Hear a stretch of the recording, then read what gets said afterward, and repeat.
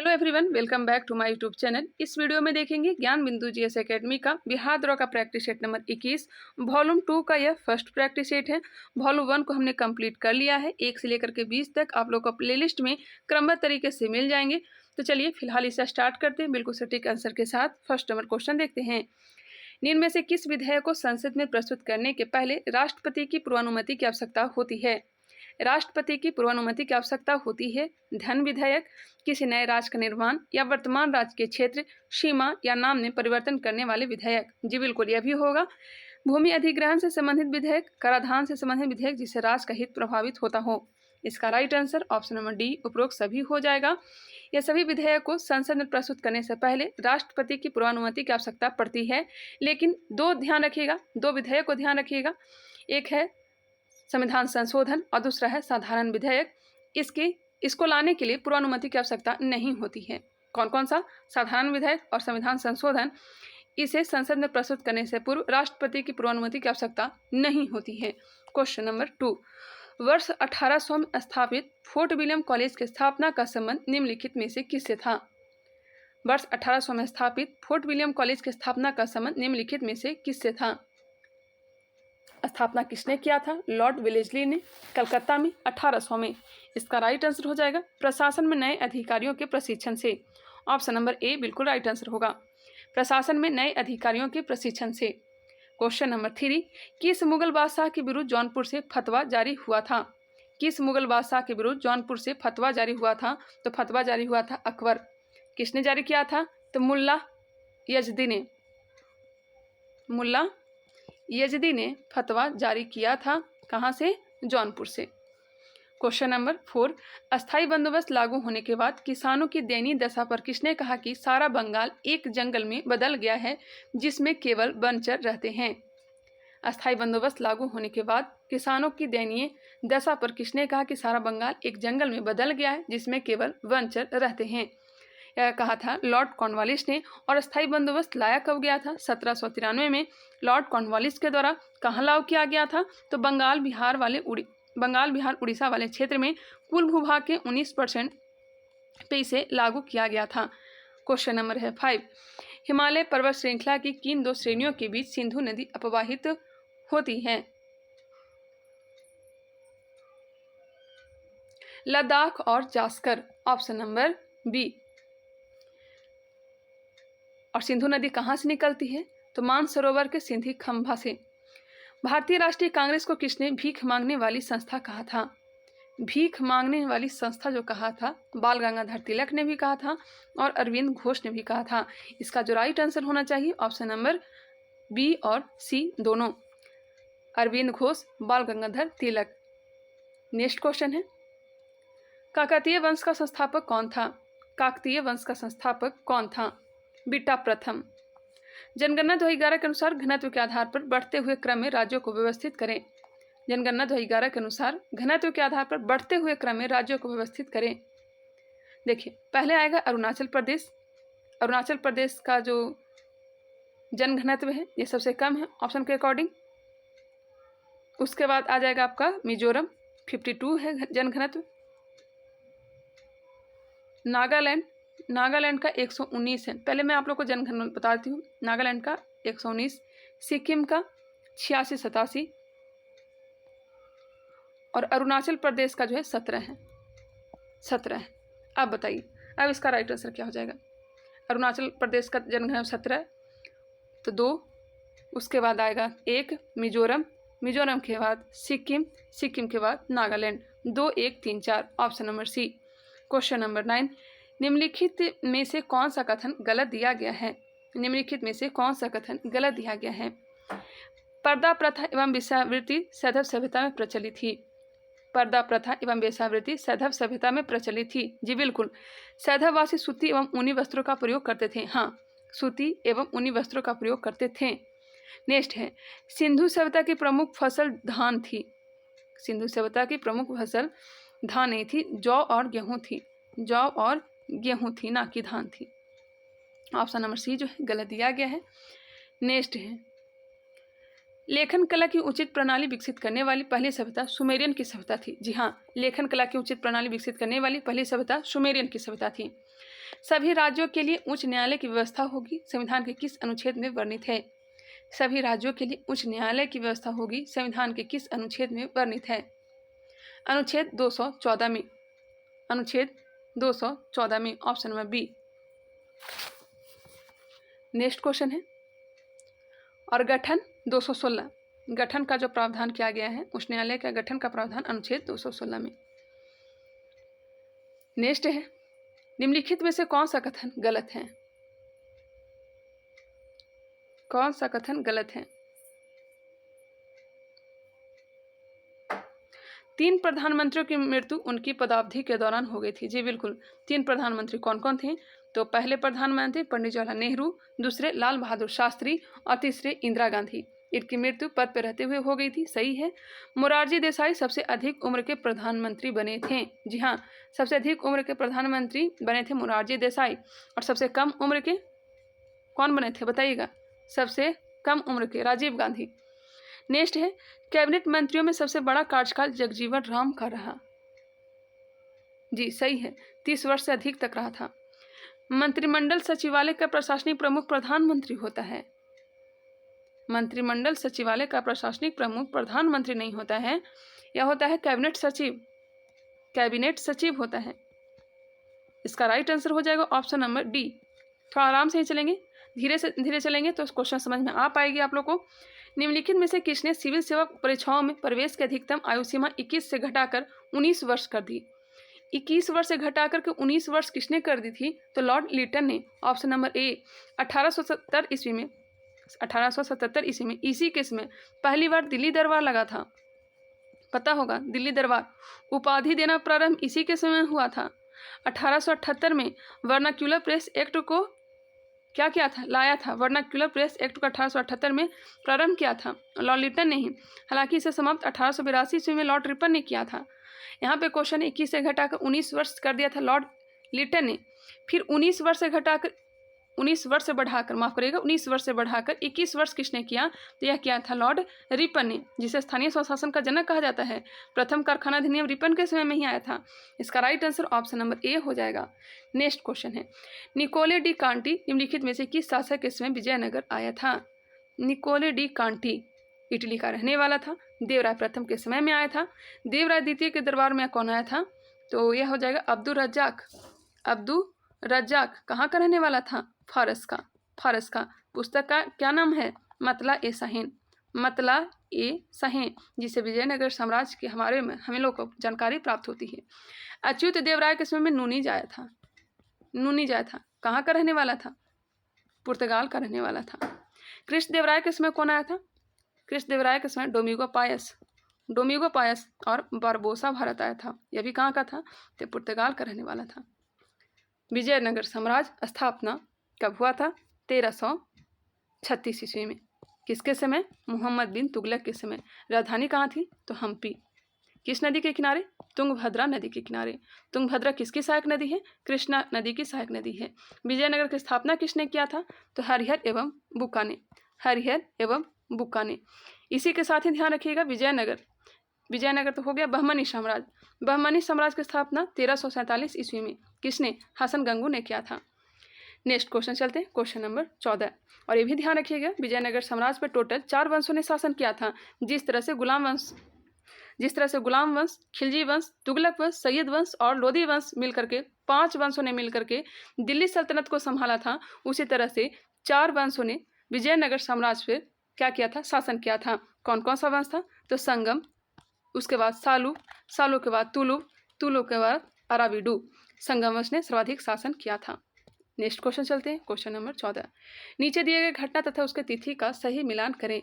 Rowlatt act प्रारंभ की गई थी 18 मार्च 1919 को। 18 मार्च 1919 को रॉलेट सत्याग्रह, इस दिन हड़ताल किया गया था। इसका राइट आंसर हो जाएगा 6 अप्रैल 1919। 6 अप्रैल 1919। भारतीय राष्ट्रीय कांग्रेस का अमृतसर अधिवेशन, और आप लोग को पता होगा दिसंबर माह में ही कांग्रेस का अधिवेशन हुआ करते थे, तो यह हो जाएगा 2 दिसंबर 1919 अमृतसर अधिवेशन। और इसी में रॉलेट एक्ट का, जलियांवाला बाग का क्या किया गया था? विरोध किया गया था, भर्त्सना किया गया था। और इस अधिवेशन का अध्यक्षता किसने किया था? मोतीलाल नेहरू। मोतीलाल नेहरू ने किया था। जालियांवाला बाग हत्याकांड 13 अप्रैल 1919 को किया गया था। इसका राइट आंसर क्या हो जाएगा, बताइएगा। इसका राइट आंसर क्या हो जाएगा, तो हो जाएगा 1 2 4 3, 1 2 4 3, option number D. Question number 15 मिलान करिए। खनन क्षेत्र और खनिज दिया गया है। गुरु महिसानी कहाँ है, उड़ीसा में है। गुरु महिसानी उड़ीसा में। तलचर कहाँ है, तो यह भी उड़ीसा में है। जादूगोड़ा झारखंड में है। जादूगोड़ा झारखंड में है। जावर राजस्थान में है। अब मिलान करिए। गुरु महिसानी यह जो है लौह यस्क के लिए प्रसिद्ध है। गुरु महिसानी जो कि उड़ीसा में है, लौह यस्क के लिए प्रसिद्ध है। तलचर यह भी उड़ीसा में है और तलचर जो है यह कोयला के लिए प्रसिद्ध है। जादूगोड़ा यह झारखंड में है और यह जो है यूरेनियम के लिए प्रसिद्ध है। जावर राजस्थान में है और यह जस्ता के लिए प्रसिद्ध है। इसका right answer option number C. एक और आप लोग भी देख लीजिएगा। चलिए नेक्स्ट क्वेश्चन देखते हैं। क्वेश्चन नंबर 16, निम्नलिखित में से कौन होम रूल लीग की स्थापना से संबंधित नहीं थे। होम रूल लीग की स्थापना 1916 ईस्वी में बाल गंगाधर तिलक और एनी बेसेंट के द्वारा किया गया था। बाद में एम सुब्रमण्यम अय्यर भी इसमें सम्मिलित हुए थे। और कौन संबंधित नहीं है, तो ऑप्शन नंबर ए टी.एस. ऑलकॉट।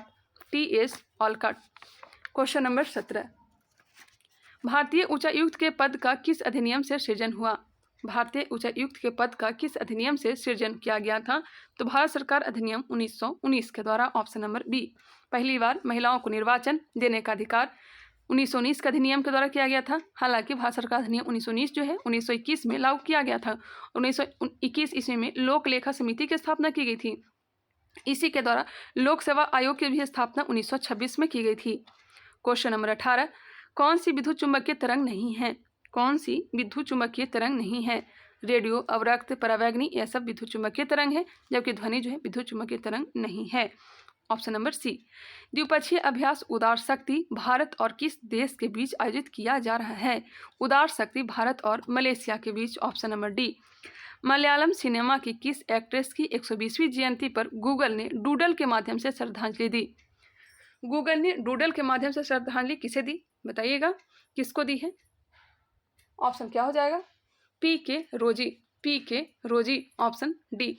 प्रतिवर्ष पूरे भारत में 25 दिसंबर को सुशासन दिवस किनके जन्मदिन पर मनाया जाता है।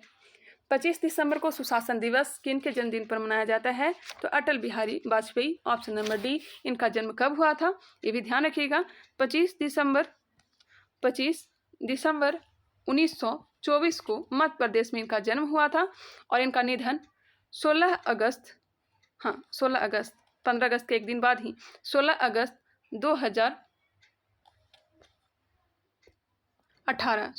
2018 को इनका निधन हुआ था। कहाँ, दिल्ली में। इसका right answer option number D. चलिए आगे बढ़ते हैं।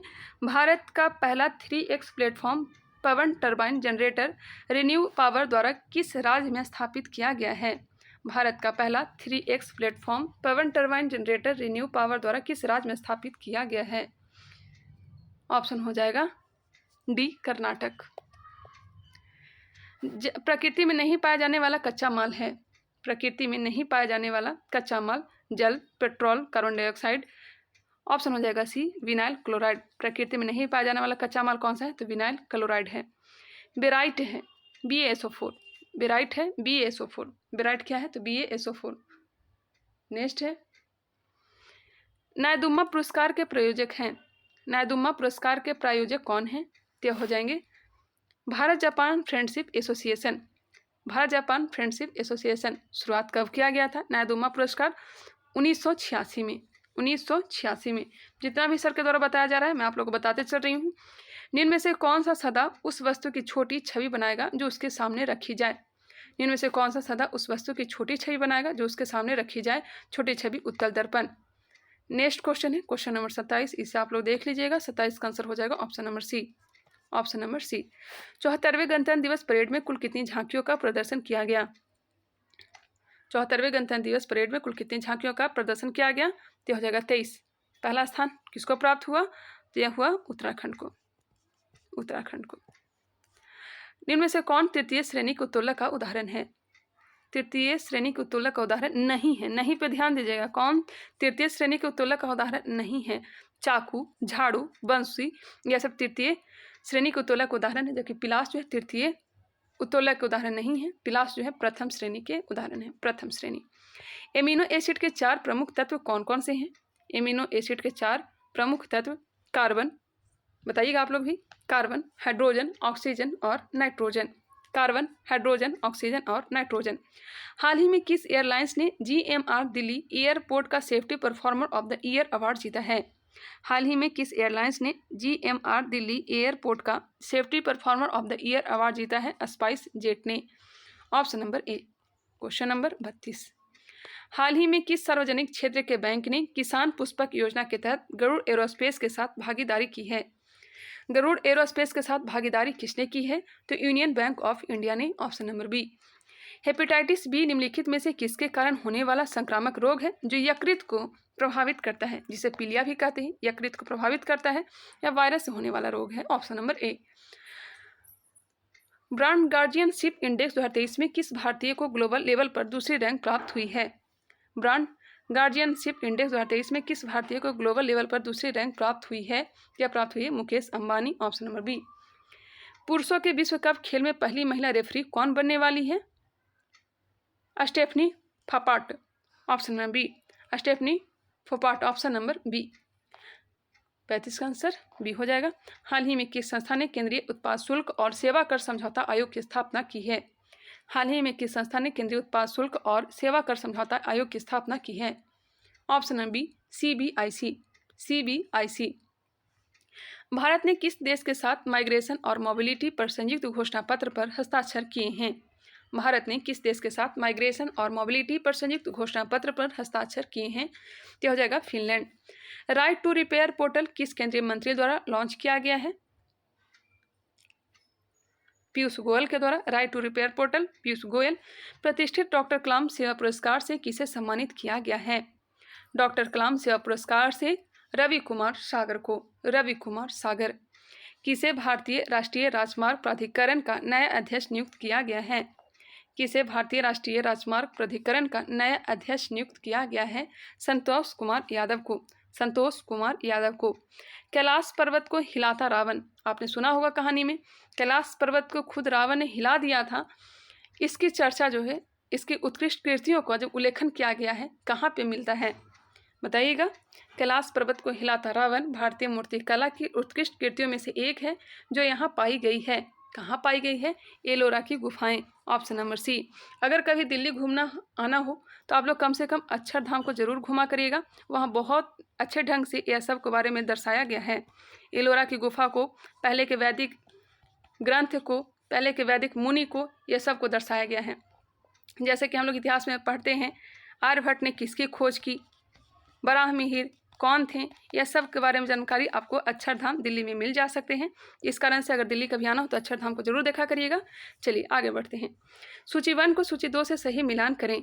विजय घाट। विजय घाट किसकी समाधि है? तो हो जाएगा लाल बहादुर शास्त्री का। लाल बहादुर शास्त्री।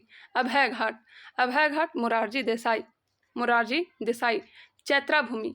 चैत्रा भूमि समाधि स्थल है भीमराव अंबेडकर का। कर्मभूमि शंकरदयाल शर्मा।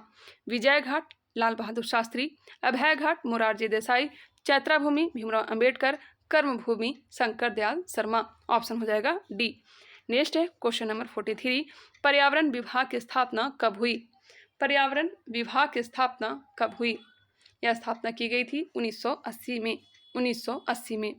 अनिषेक फल वह है जिसमें होते हैं। अनिषेक फल वह है जिसमें होते हैं, क्या होते हैं? बिना परागन और निषेचन के बना फल। Option number C. बिना परागन और निषेचन के बना फल। गोवा के मोपा इंटरनेशनल एयरपोर्ट का नाम किसके नाम पर रखा गया है? गोवा के मोपा इंटरनेशनल एयरपोर्ट का नाम किसके नाम पर रखा गया है? तो रखा गया है मोरारजी देसाई नहीं, मनोहर पर्रिकर। मनोहर पर्रिकर। माँ से नाम उनका भी मोरारजी देसाई और मनोहर पर्रिकर, कंफ्यूज हो गए थे। ऑप्शन नंबर बी होगा Manohar Parrikar. Option number B बिल्कुल राइट आंसर है। चलिए नेक्स्ट क्वेश्चन देखते हैं। पृथ्वी तल से किसी वस्तु का पलायन वेग निम्नलिखित पर निर्भर करता है। पृथ्वी तल से किसी वस्तु का पलायन वेग किस पर निर्भर करता है? तो प्रक्षेपण किए जाने के स्थान पर। प्रक्षेपण किए जाने के स्थान पर। ऑप्शन हो जाएगा सी। 47। बॉलीवुड की भव्य बूढ़ी महिला ग्रैंड ओल्ड लेडी किसे माना जाता है? बॉलीवुड की भव्य बूढ़ी महिला ग्रैंड ओल्ड लेडी किसे माना जाता है? यह माना जाता है जोहरा सहगल को। G7 संगठन देश का 49वां बैठक कहाँ होगा? G7 संगठन इसकी स्थापना 1975 में की गई थी। इसमें टोटल 7 विकसित देश हैं। G7 किसका समूह है? तो विकसित देशों का समूह है। 7 विकसित देशों का समूह है। 7 देश कौन कौन सा है ये भी ध्यान रखिएगा। पहला है अमेरिका, दूसरा है कनाडा, तीसरा जापान, चौथा याद रखिएगा इटली, पांचवा जर्मनी, छठा फ्रांस और सातवां ब्रिटेन। एक बार फिर से सुनिएगा, सातों देश कौन कौन से हैं? तो America, Japan, Canada, Italy, France और Britain. America, Japan, Canada, Italy, France, Germany और ब्रिटेन। इसकी स्थापना 1975। टोटल 7 विकसित देश हैं। यहाँ पे क्वेश्चन है G7 संगठन देश का 49वां बैठक कहाँ होगा? तो इसका बैठक होगा कहाँ? जापान में। Option number B Japan. Yajurveda की किस शाखा को शुक्ल यजुर्वेद के नाम से जाना जाता है? शुक्ल यजुर्वेद के नाम से जाना जाता है। किसे जाना जाता है? वात्स्यनिक को गद्य एवं पद में इसे लिखा गया है। अगार अगार प्राप्त किया जाता है। अगार अगार प्राप्त किया जाता है जिगार्टीना से, जिलीडियम से, ग्रेसिलेरिया से। ऑप्शन हो जाएगा डी, इन सभी से। अगार अगार प्राप्त किया जाता है जिगार्टीना, जिलीडियम तथा ग्रेसिलेरिया से, इन सभी से। Option number D.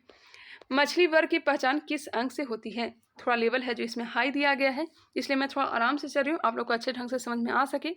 मछली वर्ग की पहचान किस अंग से होती है? ग्रासिन गीलों से, डर्मल सल्क से, युग्मित पक्षों से। ऑप्शन हो जाएगा उपयुक्त सभी से। ग्रासिन गील, डर्मल सल्क, युग्मित पक्ष। सौरमंडल का हेलियोस्ट्रिक मॉडल सर्वप्रथम किसके द्वारा प्रस्तुत किया गया था? सौरमंडल का हेलियोसेंट्रिक मॉडल सर्वप्रथम किसके द्वारा प्रस्तुत किया गया था? ऑप्शन क्या हो जाएगा? डी हो जाएगा, निकोलस कोपरनिकस। रेल मंत्रालय का स्टेशन पुनर्विकास अभियान के तहत घोषित नई योजना का नाम क्या है? रेल मंत्रालय के स्टेशन पुनर्विकास अभियान के तहत घोषित नई योजना का नाम क्या है? इस योजना का नाम है अमृत धारा स्टेशन योजना। ऑप्शन है बी। योकोहामा रणनीति निम्नलिखित में से किससे संबंधित है? योकोहामा रणनीति निम्नलिखित में से किससे संबंधित है? तो हो जाएगा आपदा प्रबंधन से। अफ्रीका के उष्णकटिबंधीय घास के मैदान को किस नाम से जाना जाता है? अफ्रीका के उष्णकटिबंधीय घास के मैदान को किस नाम से जाना जाता है? तो सवाना के नाम से। सवाना के नाम से। पेरिज कहाँ है? तो पेरिज जो है उत्तरी अमेरिका और कनाडा के सीमा के पास। और ये सब जो है चाहे प्रेरिज हो, स्टेपी हो, डाउन्स हो, ऐसा सब जो है शीतोष्ण घास के मैदान है। स्टेपी जो है मध्य एशिया के घास के मैदान है। डाउन्स जो है ऑस्ट्रेलिया का है। भारतीय नौसेना द्वारा लॉन्च किए गए anti submarine warfare shallow watercraft project के पहले जहाज का नाम क्या है?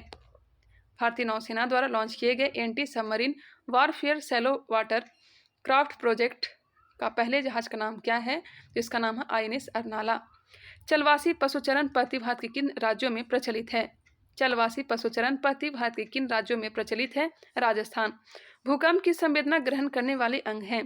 भूकंप की संवेदना ग्रहण करने वाले अंग तलुओं की त्वचा। रक्त में पाया जाने वाला कौन शरीर में ऑक्सीजन परिवहन के लिए जिम्मेदार होता है? ऑक्सीजन परिवहन के लिए जिम्मेदार RBC होता है, red blood corporation, red blood cell, RBC। लाल रक्त कोशिकाएं। Option number C. चलिए नेक्स्ट है, भारत में नैनो मिशन की शुरुआत हुई थी। Nano mission 2007। नैनो मिशन की शुरुआत 2007। Question number 61। अल्प विकसित अर्थव्यवस्था की समान विशेषताएं होती है। अल्प विकसित अर्थव्यवस्था की समान विशेषताएं क्या होती है? तो प्रति व्यक्ति निम्न आय होती है, पूंजी निर्माण की निम्न दर, जनसंख्या दबाव का भी बहुत असर होता है। ऑप्शन क्या हो जाएगा? उपयुक्त में से सभी।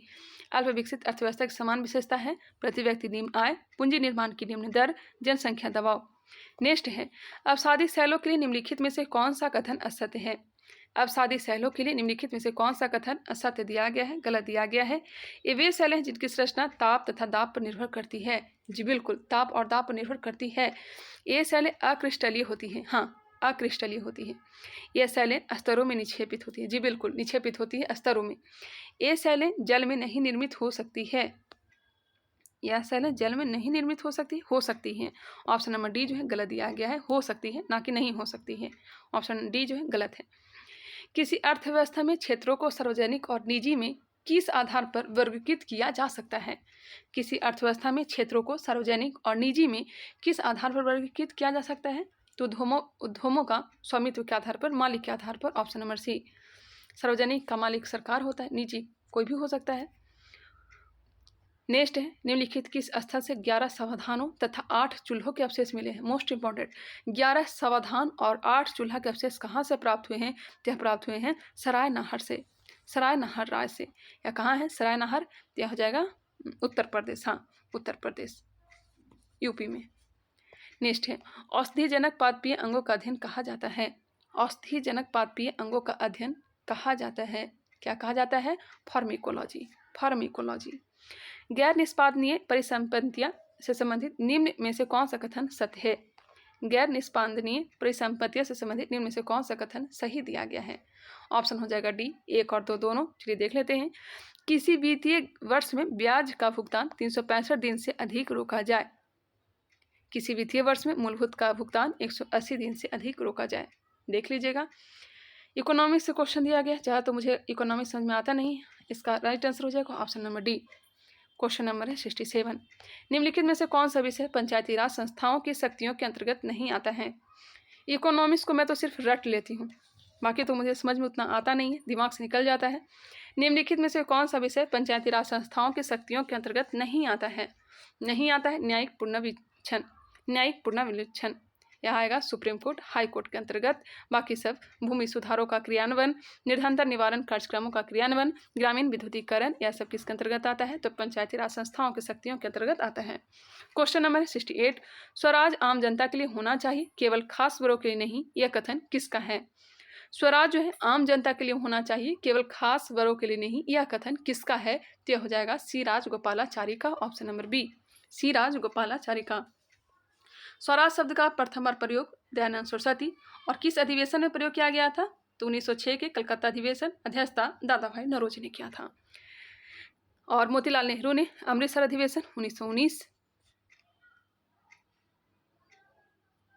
महात्मा गांधी 1924 बेलगांव अधिवेशन, CR दास, चित्तरंजन दास 1922 गया अधिवेशन 1923 में।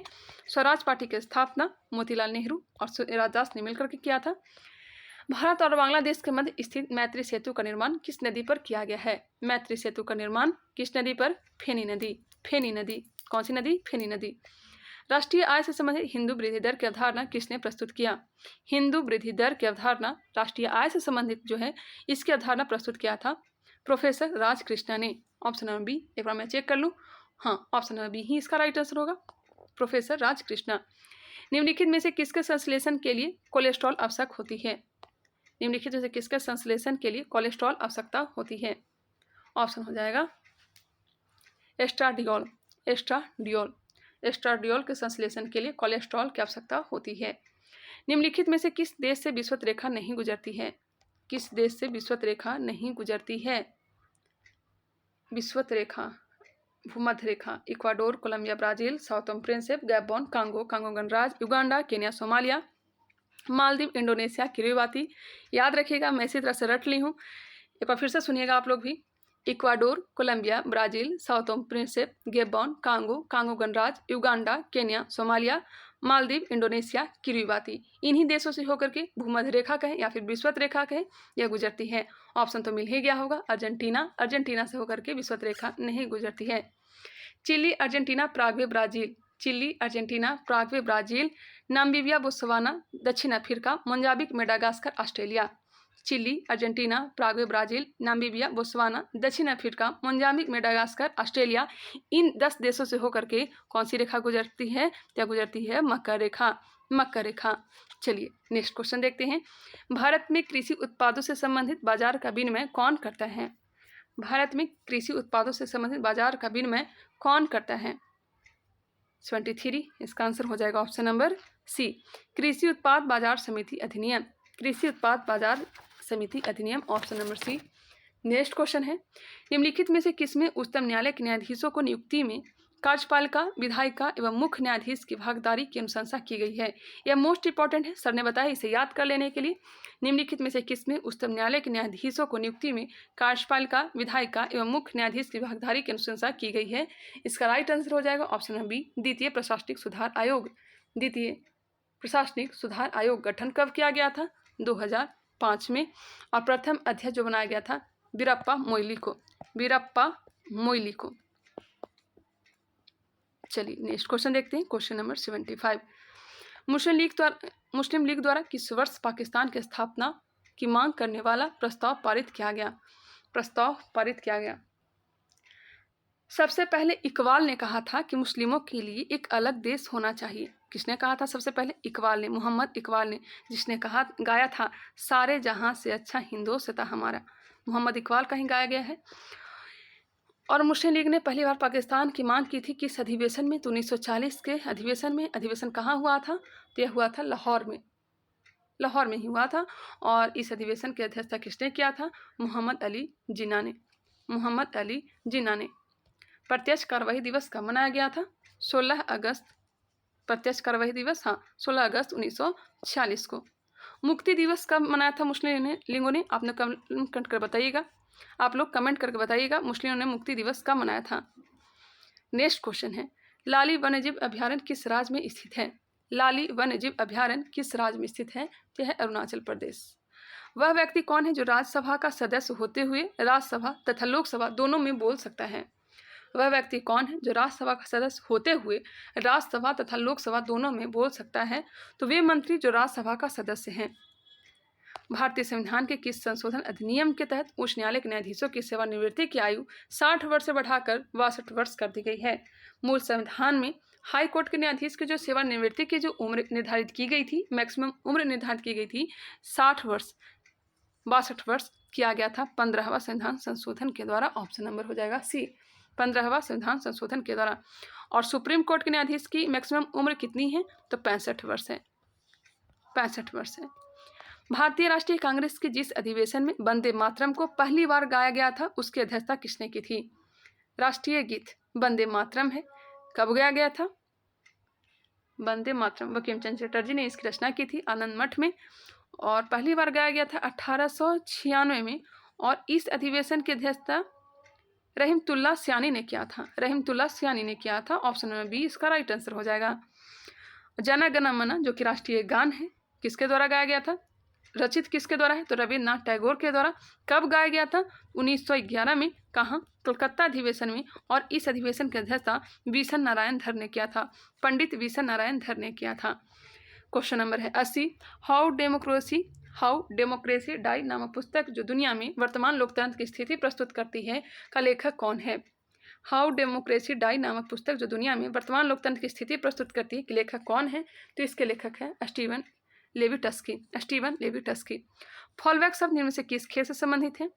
फॉलबैक शब्द किस खेल से संबंधित है? तो यह संबंधित है कुश्ती से। निम्न में से जुड़वा अभाज्य संख्याओं का युग्म कौन सा है? चलिए मैथ आ गया, मैं आंसर टिक कर देती हूँ, आप लोग मिला लीजिएगा। 82 का आंसर हो जाएगा option number A. 83 option number D. 83 का answer option number D. 84 option number C. 85 का आंसर हो जाएगा ऑप्शन नंबर सी।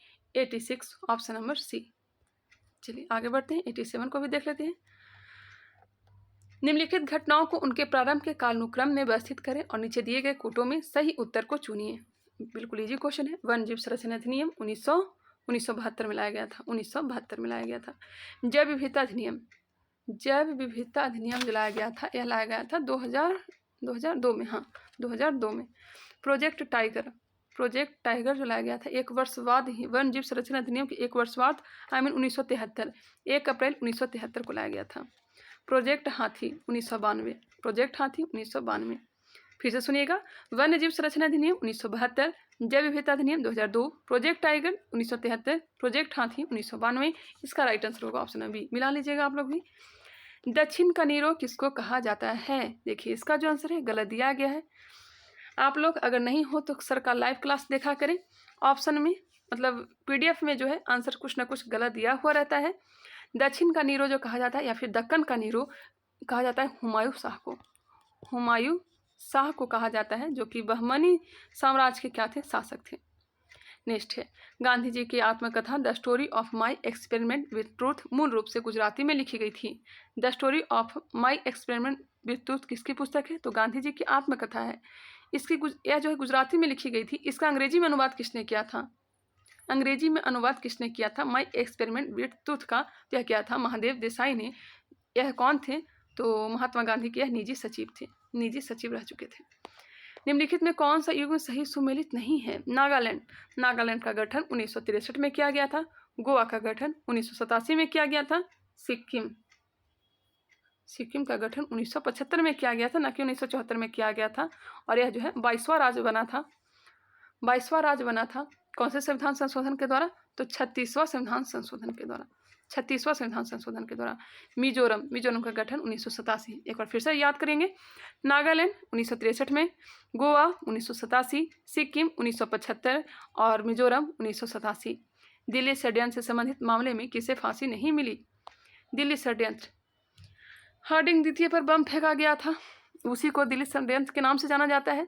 4 लोगों को फांसी दी गई थी। इसमें से कौन जो है जिन्हें फांसी नहीं दी गई थी? रास बिहारी बोस, मास्टर अमीरचंद, अवध बिहारी लाल, बाल मुकुंद। देखिए चारों का नाम ध्यान रखिएगा। कौन कौन? मास्टर अमीरचंद, अवध बिहारी लाल, बाल मुकुंद, एक और नाम था मास्टर अमीरचंद, अवध बिहारी लाल, बाल मुकुंद, और एक नाम था बसंत विश्वास। रास बिहारी बोस इसका राइट आंसर हो जाएगा। दिल्ली दरबार लगा था 1911 में, पता ही है। इसी में भाग लेने के लिए हार्डिंग जा रहा था, तो इस पर बम फेंका गया था। दिल्ली दरबार 3 हुए हैं। पहला 1870 में हुआ था लिटन के समय, दूसरा 1903 में हुआ था लॉर्ड कर्जन के समय, और तीसरा दिल्ली दरबार 1911 में लॉर्ड हार्डिंग के समय। नेक्स्ट क्वेश्चन, भारत के संचित निधि के भारित खर्च पर संसद बहस तो कर सकती है परंतु मतदान नहीं। संसद बहस तो कर सकती है परंतु मतदान नहीं। Option number D.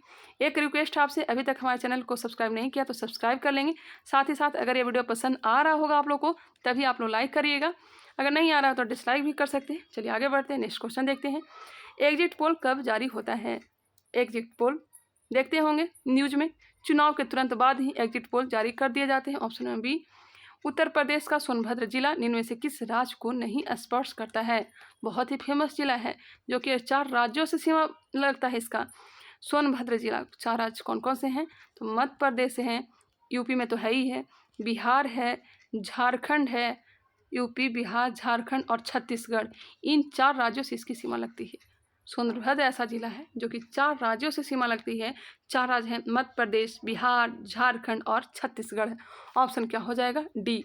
उड़ीसा नहीं है, उड़ीसा से सीमा नहीं लगता है। ऑप्शन नंबर डी इसका राइट आंसर हो जाएगा। यूपी में टोटल 75 जिला है। उत्तर प्रदेश में जिलों की संख्या कितनी है? 75। नेक्स्ट है संलग्न क्षेत्र मंडल या माफ करिएगा संलग्न क्षेत्र मंडल यह बेस लाइन से कितनी दूरी तक फैला हुआ है? संलग्न क्षेत्र मंडल या बेस लाइन से कितनी दूरी तक फैला हुआ है?